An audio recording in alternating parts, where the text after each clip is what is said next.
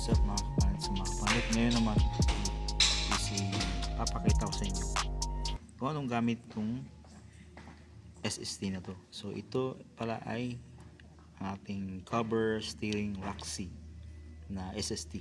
So part number nito sa Toyota is 09631-20051. So ito ay ginagamit before gamitin ito siya. Must be coated with oil before and after use mga kapandit. So yan, i-demonstrate ko sa inyo ito mga kapandit today on how to use this one mga kapandit. So makikita nyo ito mga kapandit, itong SSD na to. So bago natin buksan, so sa manual is ano siya, naka-mention to sa manual always, especially sa mga SSD or manual ng Toyota. So ito ay ginagamit mga kapandit during assembly of the gear housing components. So yun mga kapandit, papakita dito na pag-assemble ng assembly ng ating gear housing. Okay, but here nakikita yung mga kapandit, ito yung kanina si 09631-16020 or 20051. So ito yun siya mga kapandit. So lalagay siya dyan sa ating coat the SSD with power steering fluid. So bago niyo siya ipasok, and then insert the rack into the cylinder, then remove the SSD. So di-demonstrate natin ito mga kapandit, so paano siya gawin. But before that mga kapandit, so ano ba yung importance niya, bakit siya so ito tatanggalin natin mga kapandit. So ito siya usually sa mga garage or mga shop lang. So ito ginagamit to mostly lang sa sa mga casa like sa Toyota. So ito pinapasok to dito sa ating rack dito. So bakit mga kapandit?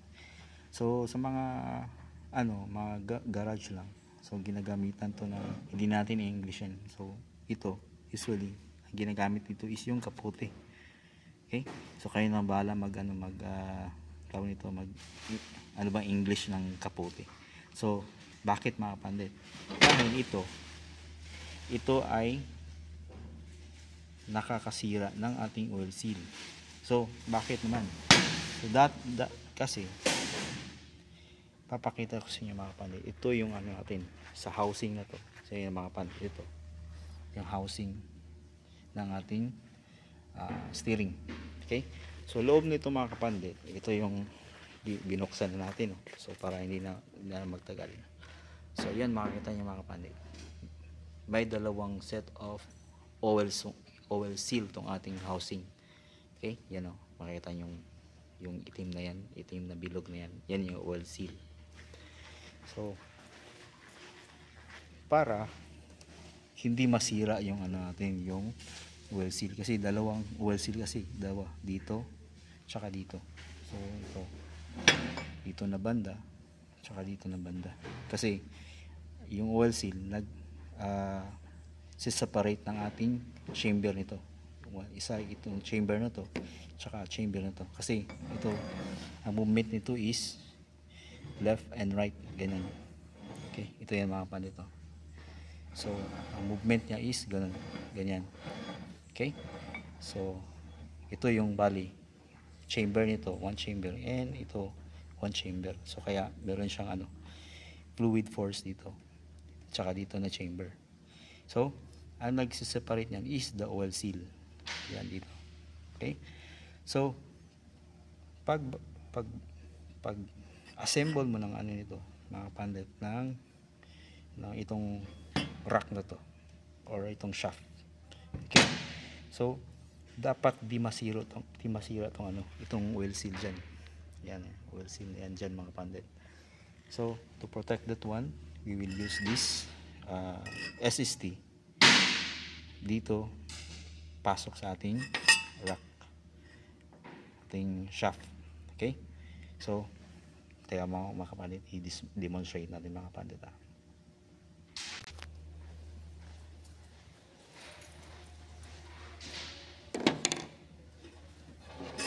ito mga kapandit, oh. So mostly lalagyan natin ito ng fluid. So dyan siya mga kapandit. Yan, take note dito sa ito yung pinoprotektahan natin para hindi masira yung oil seal. So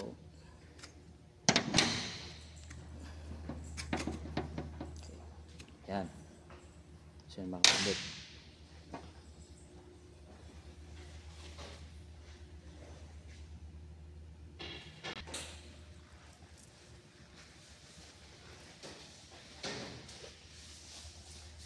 Saka assemble natin ito mga kapandit.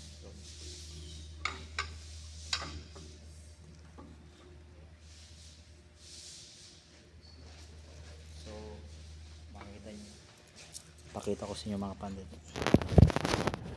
So pag install yan, so pagpasok is smooth na smooth mga kapandit. Okay, so na hindi masira yung oil seal. So pagkatapos niyan mga kapandit is tatanggalin mo na tong dito, itong SST.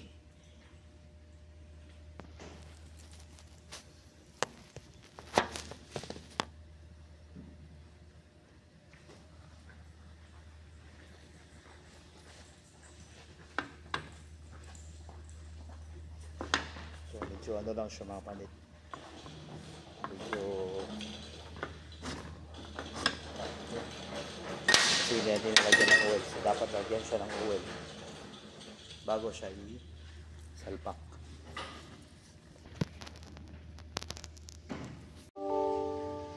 So yun ang mga kapandit. So